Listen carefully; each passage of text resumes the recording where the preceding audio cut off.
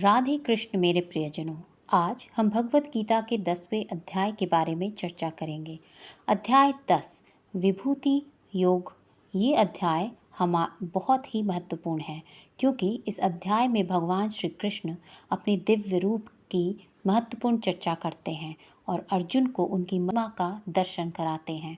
ये अध्याय हमें यह बताता है कि भगवान कैसे हमारे चारों ओर मौजूद हैं और हमारे जीवन में उनका साक्षात्कार कैसे किया जा सकता है।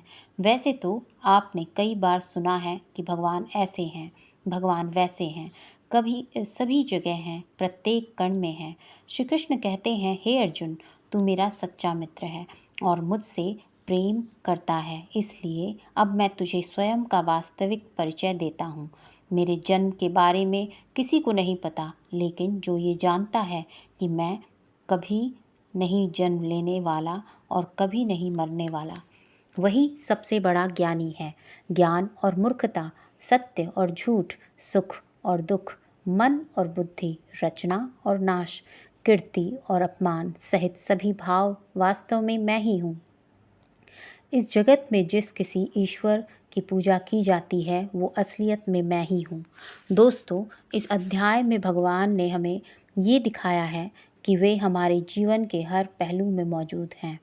वे सबके आदर्श सूरज, चंद्रमा, वायु, अग्नि, धन, ब्रह्म, विष्णु, शिव, इंद्र, गरुण, यमराज, गणित, गायत्री मंत्र, ऋतु, बसंत, निश्चय, भक्ति, विजय, राजनीति, रहस्य, मौन और अनगिनत अन्य रूपों में प्रकट होते हैं। भगवान ने हमें यह भी बताया है कि उनका अंत नहीं है, वे अनंत और अपार हैं। वे हमारे सभी पहलुओं में हैं और उनको पूरी तरह से जान पाना हमारे बस की बात नहीं है।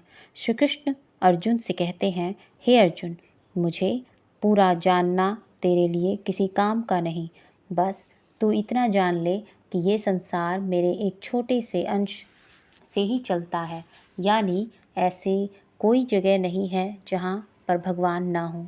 श्री कृष्ण ने ये भी कहा कि अर्जुन को न तो ईश्वर को पूरा जानना ज़रूरी है और ना ही वो कभी उन्हें कम्प्लीटली जान पाएंगे।